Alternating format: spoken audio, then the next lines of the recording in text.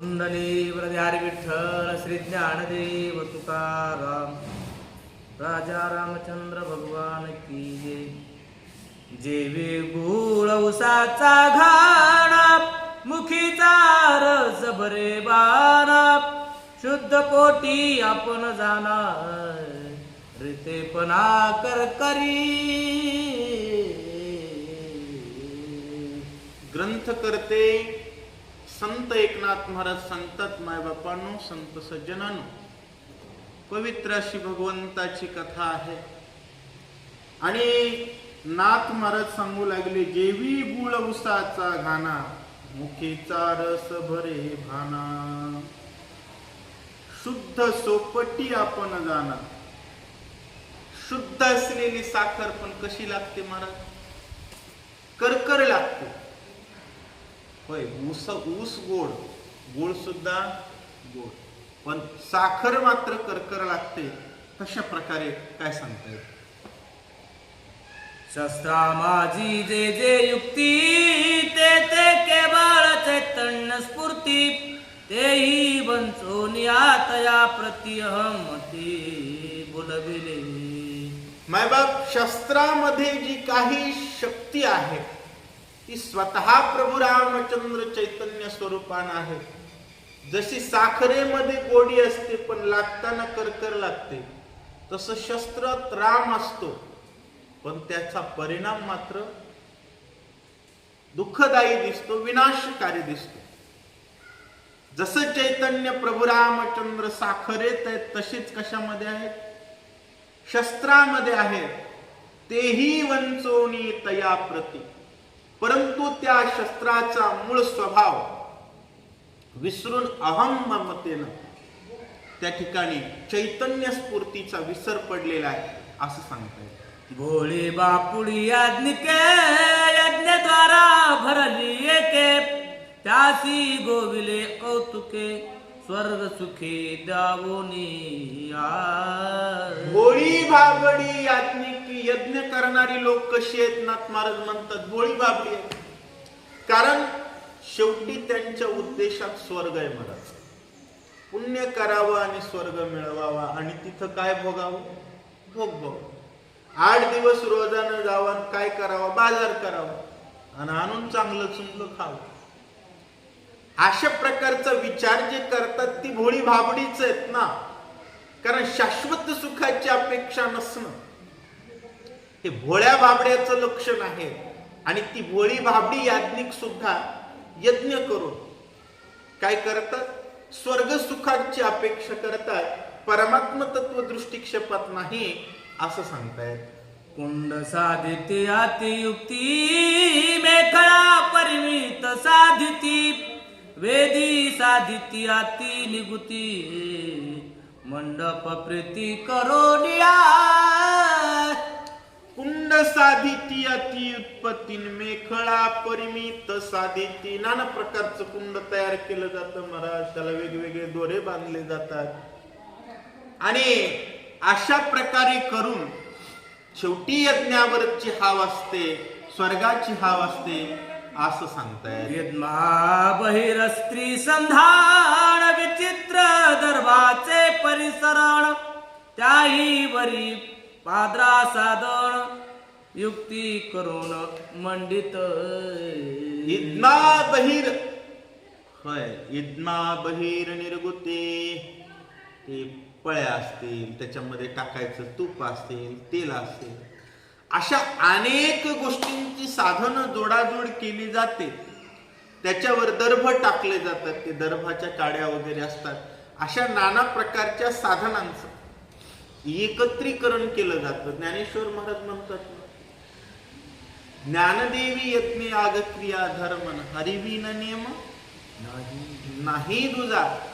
आम्ही यज्ञ करू, याग करू, क्रिया करू, धर्म करू, सगळं करू, योग याग क्रिया धर्माधर्म माया गेले ते विलया हरे पाठे. आणि अज्ञानी जीवाचं कसं असतं महाराज? यज्ञातच गुंतून पडतो, त्याला राम म्हणायचं लक्षात राहत नाही. संसारात गेला, संसारातच व्यस्त राहतो, त्याला राम म्हणायचं लक्ष नाही. आणि शेवटी सत्कर्मानं स्वर्गावर जातो. नैष्कर्म्यानं त्याला ब्रह्म होता येत नाही.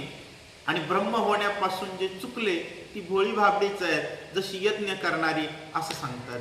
आणि ती औषधी संभार होम द्रव्याती विचित्र मेष स्नेनादी परिकर आणि ती सत्वर यागासी. आणि ती औषधी संभार होम द्रव्य अति विचित्र, होमामध्ये टाकण्याचं विचित्र द्रव्य आणून टाकतात, औषधी आणून टाकतात.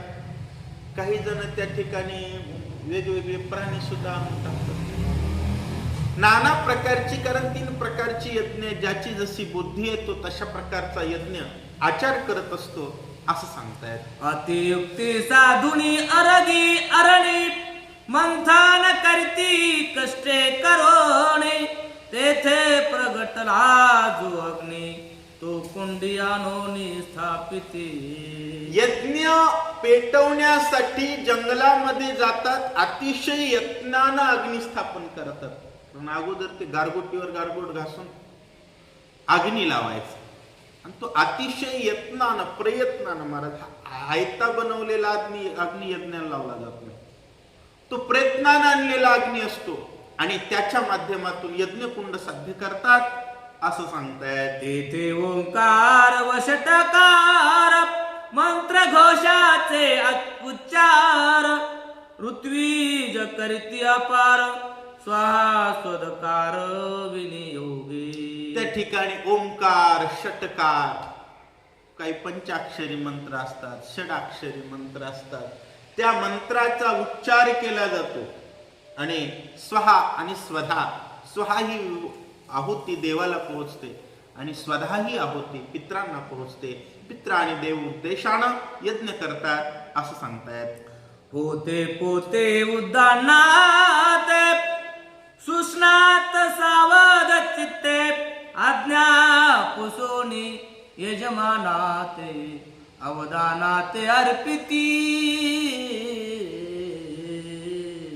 आणि होते नाते, होय स्नान केलंय नाही केलंय, कशा पद्धतीचे आहेत, सुचिरभूत आहेत की नाही, यज्ञाचे सर्व नियम अंगीकारलेत की नाही, त्याच्यानुसार तुम्ही चालतात की नाही, या सर्व चर्चा केल्यानंतर त्या ठिकाणी यज्ञाच्या आहुती सुरू होतात असं सांगतायत. मम म्हणता यजमान ऋत्वीज सोडिती अवदान तेने बळे याज्ञिक जन स्वर्ग भुवन वांछिती. न मम म्हणता यजमान, काय म्हणावं लागतं? न मम. आपल्याकडे देव बाप्पा मम म्हणायला होता, उलट आहे ते. काय म्हणायचं असतं? न मम म्हणजे नाही माझं. मम म्हणलं की ते अंगावर पडत असते. बरं असो, त्यातलं आपल्याला काही कळत नाही. आपल्याला कळतं फक्त जय श्रीराम महाराज. काय कळते? गेले ते विलया हरिपाठी ज्ञानदेवी यज्ञ याज क्रिया धर्म हरिविन नेम नाही तुझा. एवढंच ध्यानात ठेवायचं. यज्ञात काय चूक झाली वाटायला जायचं नाही. होय, वाटायला जायचं नाही. आलो बसलो जय श्रीराम म्हणलं केलं सुरू राम. याचा अर्थ कर्मकांड दुर्लक्षित करावा असं होत नाही. कर्मकांडापेक्षा हे श्रेष्ठ. अशा प्रकारे ग्रंथकर्ते सांगू लागलेले आहेत. किंवा कर्मकांडाच्या माध्यमातून काय होतं?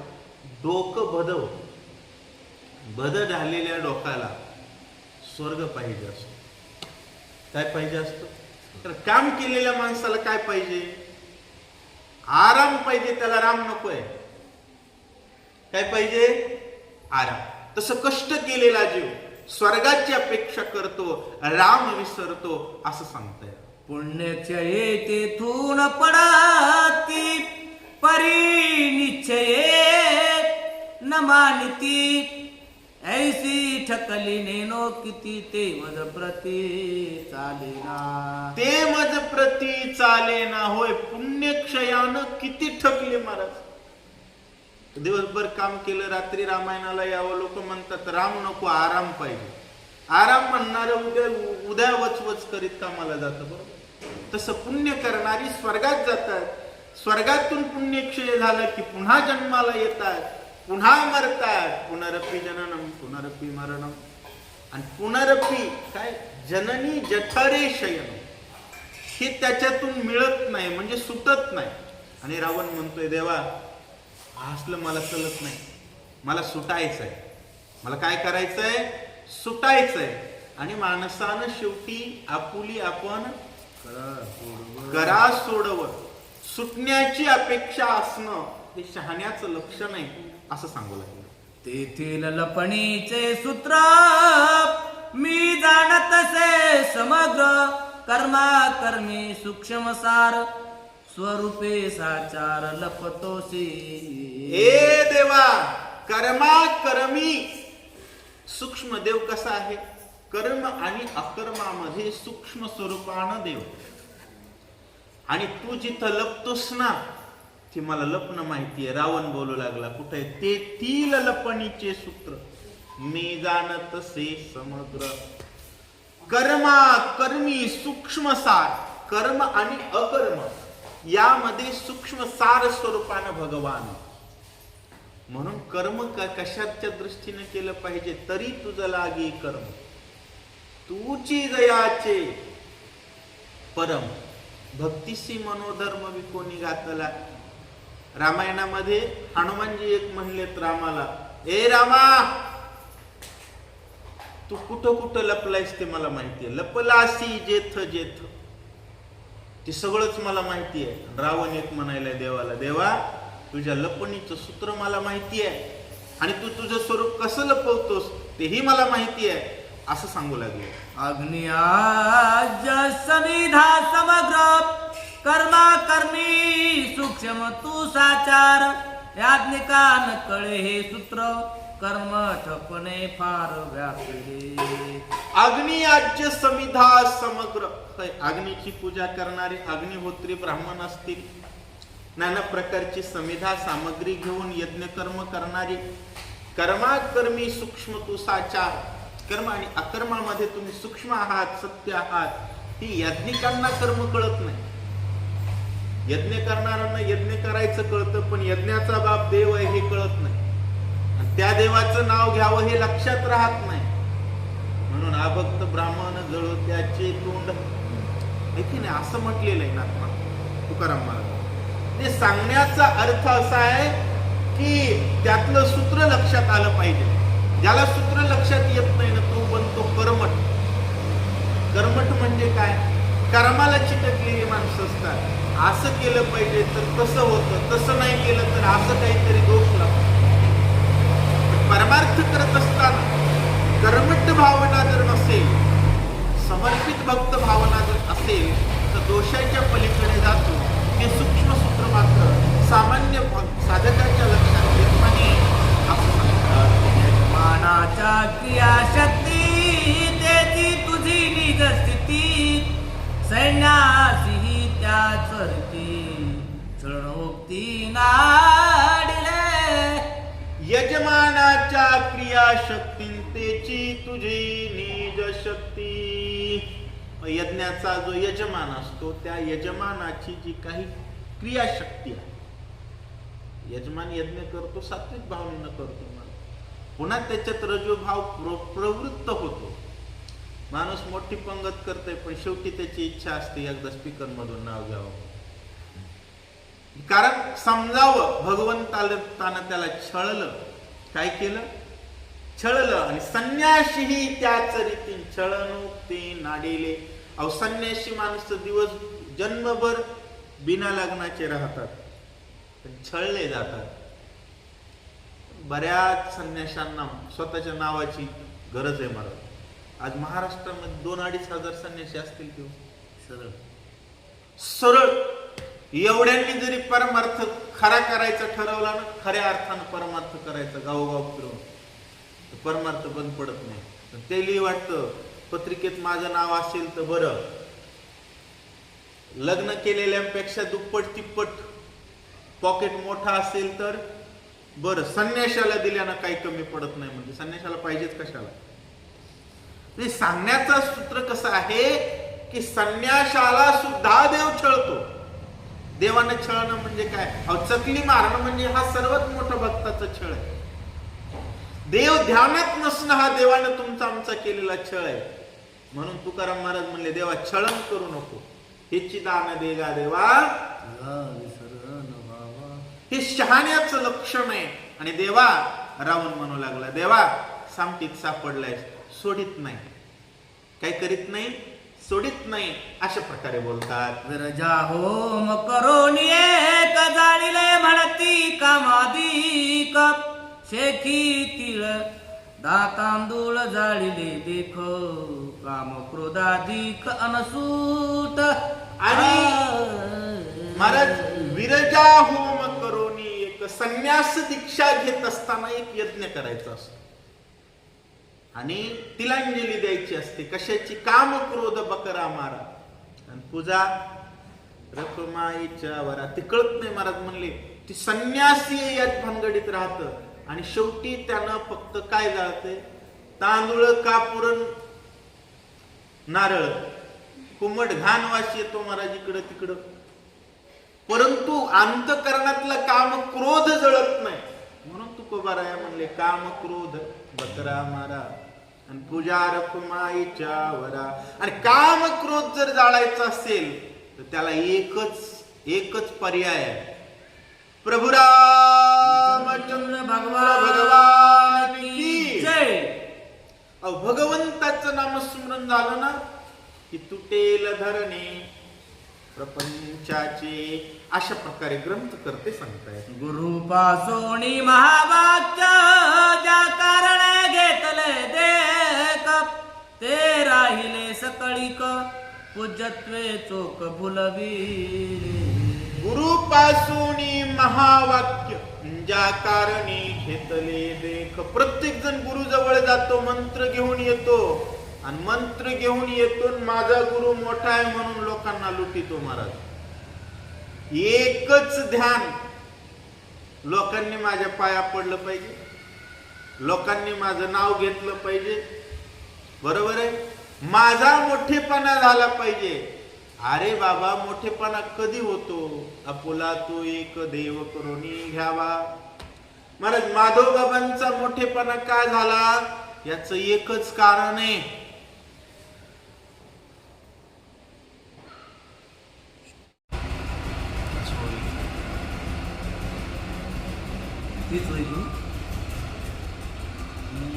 गुरुपासोनी महावाक्य ज्या कारणे घेतले देख, ते राहिले सकळीक पूजत्वे चोख भुलवी.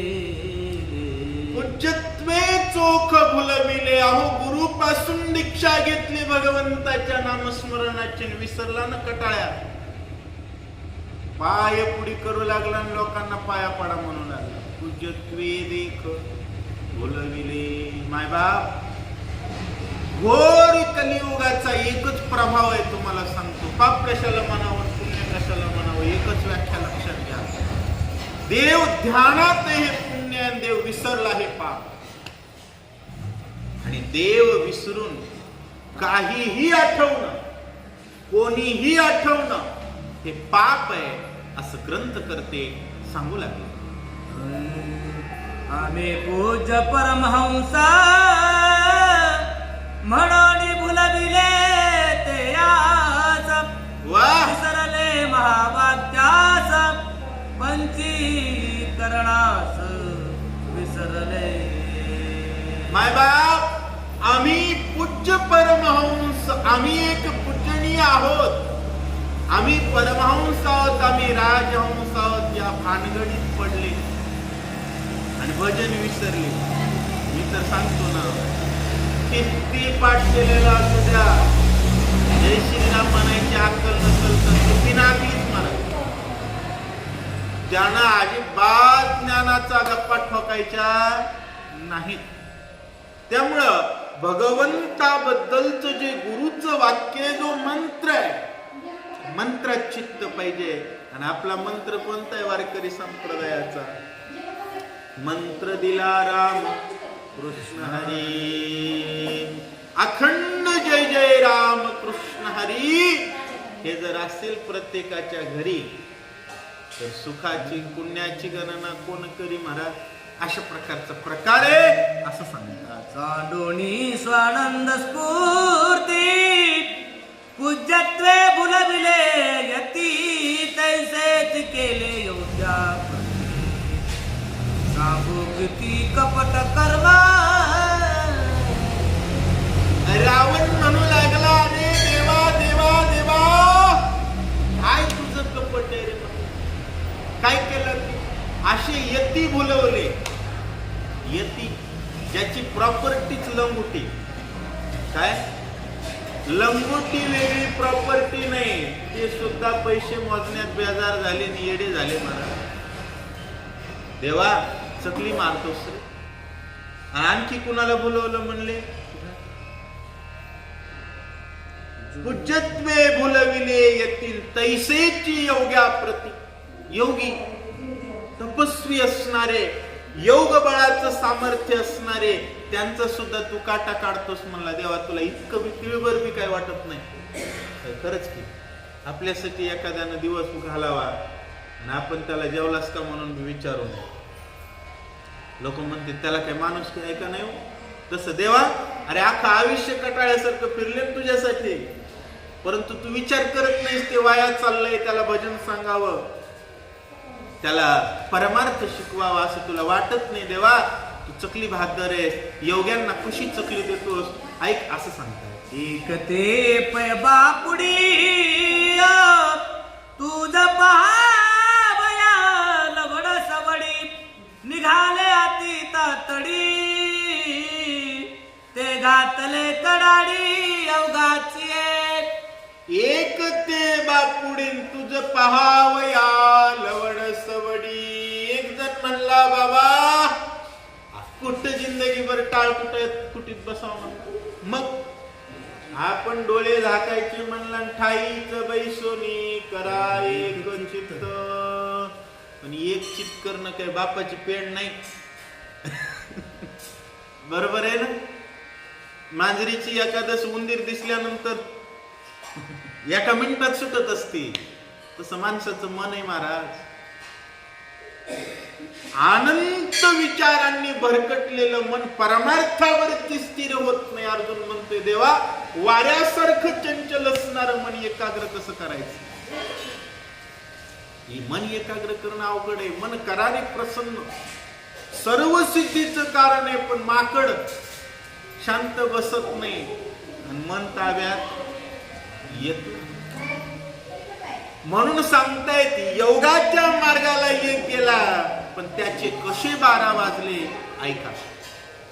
वार्यावरी घालिसी नाना सिद्धिसी गोविसी ऐसा ठकवो नियादपसी वेडा लाविसी योगिया. वेडा लाविसी योगिया. होय, योगी भजन करायला गेला, त्याला कुठे सिद्ध्या येतात. एक जणाला सिद्धी आली महाराज. ती काय महाराज सांगायचे बघा, झाडाखाली बसला आणि बगळा मरून पडेल म्हणला, ती योगा का मरून पडू नये. ते गावोगाव धमक्या देत फिरू लागलं, बगळा मेलाय बगळा मेलाय. लोक पाया पडू लागले महाराज. लोक बगळा मारणाऱ्याच्याच पाया पडते, यमाला मारणाऱ्याच्या पाया नाहीत पडत. येड्याची गणना कोण करी. असो मायबाप, सांगण्याचा विषय असा आहे, अष्टमहासिद्ध्यांमध्ये पडल्यानंतर हे बघा, सिद्धीचा वापर परमार्थ वाढवण्यासाठी करण्याचं सामर्थ्य क्वचित लोकांमध्ये असतं. सिद्धीच्या ताकदीवर प्रसिद्धीत अडकणारे अज्ञानी जीव आणि असा अज्ञानाचा प्रभाव तू योग्यावर टाकून त्यांची वाट लावतोस. देवा मला माहिती आहे रावण बोलतोय. मग काढिता कडाडी चढसी वैकुंठीची पहाडी वा, ना तरी शेष फुटेल पुढे बुडी निद्रा मिशेल पतोसी. अरे देवा, लोक लईच माग लागले तर काय करतोस? वैकुंठात जाऊन बसतो. देव कुठं आहे?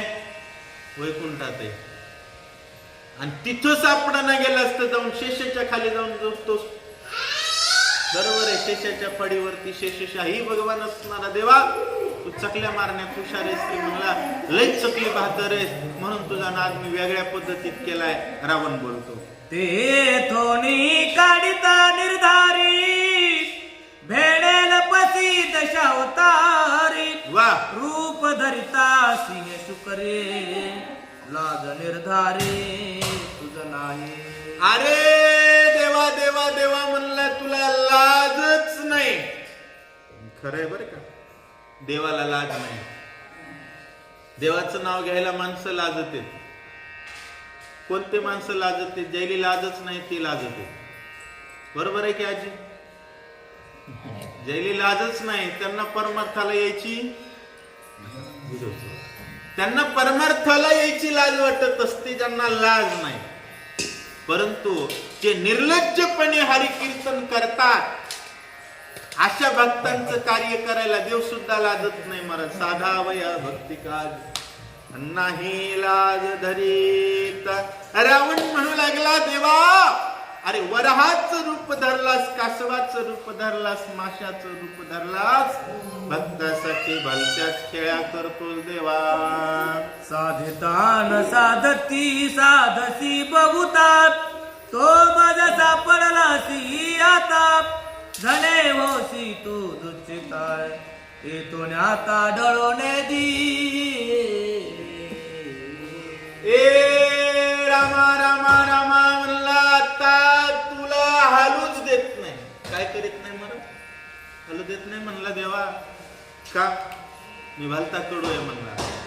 का? तू सापडतच नाहीस म्हणला. सापडलेस. जो व्यक्ती सापडतच नाही तो जर सापडला, माणसं सोडित आहेत का? आता इथे जर पंतप्रधान आले गर्दी वाढती का नाही? नाही येणारे आले ना, असा विषय असतो. देवा तू सापड न सापडणार आहेस, तू सापडलायस, तुला आता सोडित नाही असं बोलतात. सिंहायसा सिंहना दे रावण, गरजता झाला पण, तव सारथी अति विचक्षणे, तेने विंदान साधिले, तेने विंदान साधिले. घेऊन जावा मला. तेने विंदान साधिले, अतिशय विचक्षण असणारा सारथी आहे मला. बरोबर, रावणाचा सारथी. आणि कशा प्रकारचं विचक्षण विंदान करतोय ऐका असं सांगतो. राम सहधनुष्य तोडिता जाण, संभावाचा मेळा कठीण ठेविला होता छातून, तो आणून दिधला. सोहमभावाचा मेढा. धनुष्य कोणता आहे? कुणाचा मुसारखी? राम धनुष्य तोडिता जाण, संभावाचा मेळा कठीण ठेविला होता छातून, तो आणून दिधला. रावणानं, राम त्या ठिकाणी धनुष्य तोडतील, मग सोहमभावाचा धनुष्य घेतला आणि रावण हातात उभा आहे असं सांगतात. हाती पडता धनुष्य बाण, निष्कपट रणांगण साधावया वीर रावणे, काय आपण बोलत, काय आपण बोलत. निष्कपट रण साधण्यासाठी रावण काय बोलतोय ऐका. श्रीराम रण ख्याती करोनी सकळा, दिधली मुक्ती उरले जे तया प्रती, लंकापती अनुवादे. रामानं ख्याती करून सगळी लंका साफ करून टाकली महाराज. उरलेल्यांना रावण काय बोलतोय ऐका. नदी कवर हरी विठ्ठल श्री ज्ञानदेव तुकाराम, प्रभु रामचंद्र भगवान